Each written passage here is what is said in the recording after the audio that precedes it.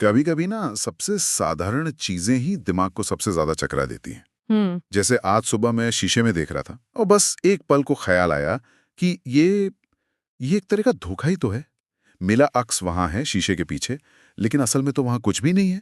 सही बात है। या फिर जब पानी के ग्लास में कोई पेंसिल रखते हैं तो वो मुड़ी हुई क्यों दिखती है? ऐसा लगता है जैसे प्रकाश हमारे साथ कोई खेल खेल रहा है। हमें वो दिखा रहा है जो सच नहीं है। हाँ, और आज हमारी इस गहरी छानबीन का विषय यही है, प्रकाश का ये जादुई धोखा। हम कक्षा 10 के विज्ञान के कुछ बेहतरीन नोट्स को अपनी गाइड बुक बनाकर ये समझने की कोशिश करेंगे कि प्रकाश ये सब करता कैसे है। तो हमारा मिशन सिर्फ ये जानना नहीं है कि परावर्तन और अपवर्तन क्या है, बल्कि ये समझना है कि इन सिद्धांतों के जरिए प्रकाश हमारी दुनिया को बनाता कैसे है और हम इंसान इसी धोखे का इस्तेमाल करके कैसे कैसे कमाल के उपकरण बना लेते हैं। बिल्कुल। तो चलिए इस धोखेबाज के राज खोलने की शुरुआत करते हैं। ये बहुत दिलचस्प नजरिया है, प्रकाश को धोखेबाज कहना, और एक तरह से ये सच भी है। आज हम यही देखेंगे कि कैसे भौतिकी के कुछ सीधे साधे नियम इन तमाम जादुई घटनाओं के पीछे छिपे हैं। हाँ, तो सबसे पहला सवाल, प्रकाश आखिर है क्या? हमारे हाथ लगे नोट्स बताते हैं कि ये ऊर्जा का एक रूप है। बिल्कुल, जो हमें देखने में मदद करता है, और इसके कुछ बड़े ही खास गुण हैं। जैसे? पहला तो ये कि ये हमेशा सीधी रेखा में चलता है। और यहीं से खेल शुरू होता है। प्रकाश का सीधी रेखा में चलना ही छाया बनाता है। अगर ये मुड़ तुड़ कर जा सकता तो किसी भी चीज की परछाई नहीं बनती। अच्छा। लेकिन इसका सबसे हैरान करने वाला गुण ये है कि ये एक विद्युत चुंबकीय तरंग है। अब ये सुनने में शायद थोड़ा भारी भरकम लगता है। भारी भरकम लगता है, पर इसका सीधा सा मतलब है कि इसे चलने के लिए किसी हवा या पानी जैसे माध्यम की जरूरत नहीं है। ये खाली जगह यानी निर्वात में भी चल सकता है। और ये बात कितनी अहम है? बहुत ज्यादा। जरा सोचिए, अगर प्रकाश को भी हमारी आवाज की तरह हवा की जरूरत होती तो सूरज और पृथ्वी के बीच का विशाल खाली अंतरिक्ष एक कभी न पार हो सकने वाली दीवार बन जाता। सूरज वहीं चमकता रहता और पृथ्वी एक अंधेरा बर्फीला ग्रह होती। जीवन का कोई चांस ही नहीं होता। तो प्रकाश का ये एक अकेला गुण ही ब्रह्मांड में जीवन की संभावना को जन्म देता है। ये तो कमाल की बात है। अब इसी से जुड़ा एक और सवाल है, हम चीजों को देखते कैसे हैं? मतलब मैं अपने सामने रखी किताब को कैसे देख पा रही हूँ? इसका जवाब हमें दीप्तिमान और अदीप्तिमान वस्तुओं के फर्क को समझने से मिलता है। अच्छा। दीप्तिमान वस्तुएं वो हैं जो अपना खुद का प्रकाश पैदा करती हैं, जैसे सूरज या हमारे कमरे में जलता बल्ब, और अदीप्तिमान वस्तुएं वो हैं जिनकी अपनी कोई रोशनी नहीं होती। जैसे वो किताब, मेज या चांद भी? बिल्कुल। हम उस किताब को इसलिए देख पा रहे हैं क्योंकि बल्ब से निकली रोशनी उस किताब से टकराकर आपकी आंखों तक पहुंच रही है। मतलब हर वो चीज जो खुद नहीं चमकती, वो असल में प्रकाश को हमारी आंखों की तरफ फेंक रही है। हाँ, और इसी टकरा कर लौटने को ही तो परावर्तन या रिफ्लेक्शन कहते हैं, है ना? बिल्कुल। और जब हम इस टकरा कर लौटने की कला को पूरी तरह से नियंत्रित कर लेते हैं तो हमें मिलता है एक दर्पण यानी आईना। आईना? आमतौर पर हम दो तरह के दर्पणों से मिलते हैं। एक तो समतल दर्पण जो हमारे घरों में होता है, और दूसरे होते हैं गोलीय दर्पण जिनकी सतह घुमावदार होती है। जैसे एक चमचमाती चम्मच। ये उदाहरण मुझे बहुत पसंद है। हाँ, ये बहुत अच्छा उदाहरण है। चम्मच का अंदर धसा हुआ हिस्सा अवतल दर्पण जैसा है और बाहर उभरा हुआ हिस्सा वो उत्तल दर्पण जैसा।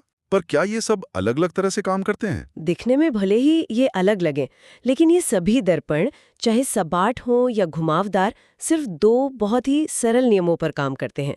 ये परावर्तन के नियम हैं। अच्छा, सिर्फ 2 नियम? हाँ, सिर्फ दो। पहला नियम तो बड़ा सीधा साधा है।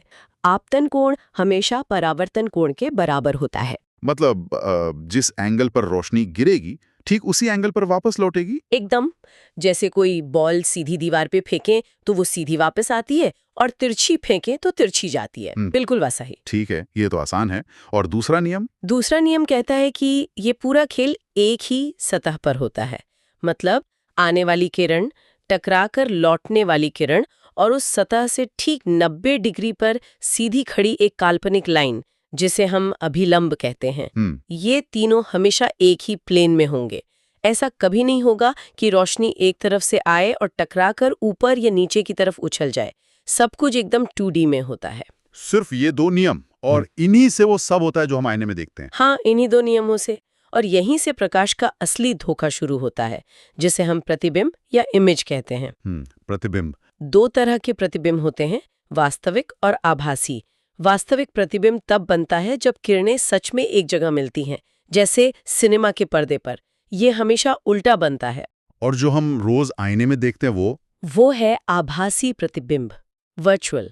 आभासी यानी वर्चुअल। हाँ। मतलब जो असल में है ही नहीं। एग्जैक्टली। जब आप आईने के सामने खड़े होते हैं तो आपसे चलने वाली प्रकाश की किरणें आईने से टकराकर फैल जाती हैं, लेकिन हमारा दिमाग सीधी रेखा में देखने का आदी है। अच्छा। तो वो इन फैलती हुई किरणों को पीछे की तरफ खींचता है और उसे लगता है कि ये सारी किरणें आईने के पीछे किसी एक बिंदु से आ रही हैं। इसी दिमागी धोखे को हम अपना अक्स कहते हैं। वो असल में वहां है ही नहीं। एक मिनट, तो आप कह रही हैं कि हर सुबह मैं शीशे में जिसे देखता हूँ वो बस मेरे दिमाग का बनाया हुआ एक वहम है? एक तरह से, हाँ। ये तो काफी गहरा है। और इसी धोखे का इस्तेमाल हम रोज करते हैं।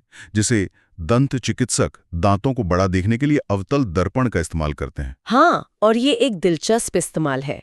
अवतल दर्पण की खासियत है कि जब कोई चीज उसके बहुत पास रखी जाती है तो वो उसका एक बड़ा और सीधा आभासी प्रतिबिंब बनाता है। लेकिन एक मजेदार बात सोचिए, अगर वो दंत चिकित्सक गलती से उत्तल दर्पण इस्तेमाल कर लेता तो क्या होता? हाँ, तो मरीज को अपना दांत कैसा दिखता? उत्तल दर्पण वो तो चीजों को छोटा दिखाता है, जैसे कार का साइड मिरर। तो बेचारे मरीज का दांत उसे और भी छोटा दिखता। शायद उसे लगता कि कोई समस्या ही नहीं है। बिल्कुल।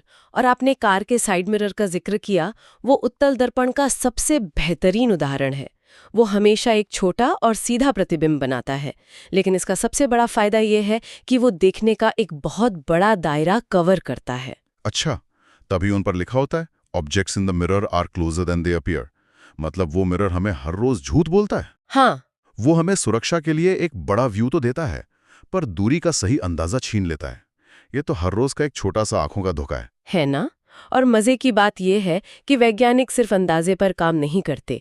उनके पास दर्पण सूत्र जैसे गणितीय उपकरण होते हैं। 1v+1u=1f। हाँ, आपको सूत्र याद रखने की जरूरत नहीं, बस ये समझिए कि ये एक ऐसा जादुई समीकरण है जिसमें अगर आप ये डालें कि कोई चीज शीशे से कितनी दूर है और शीशे का घुमाव कैसा है, तो ये आपको ठीक ठीक बता देगा कि उसका प्रतिबिंब कहाँ, कितना बड़ा और कैसा बनेगा। कमाल है। तो अभी तक हमने उस प्रकाश की बात की जो किसी चीज से टकराकर लौट आता है, लेकिन दुनिया में हर चीज अपारदर्शी तो नहीं होती। कुछ चीजें प्रकाश को अपने आर पार जाने देती हैं, जैसे पानी या कांच। और जब प्रकाश इनमें घुसता है तो एक बिल्कुल अलग खेल शुरू होता है। हाँ, और इस खेल को हम कहते हैं अपवर्तन या रिफ्रैक्शन। मुझे याद है बचपन में मैं स्विमिंग पूल में पड़े सिक्के उठाने की कोशिश करती थी और हमेशा चूक जाती थी। ओहो। क्योंकि सिक्का जहाँ दिखता था असल में वो उससे थोड़ा गहरा होता था। ये अपवर्तन का मेरा पहला अनुभव था। मेरे साथ भी ऐसा हुआ है।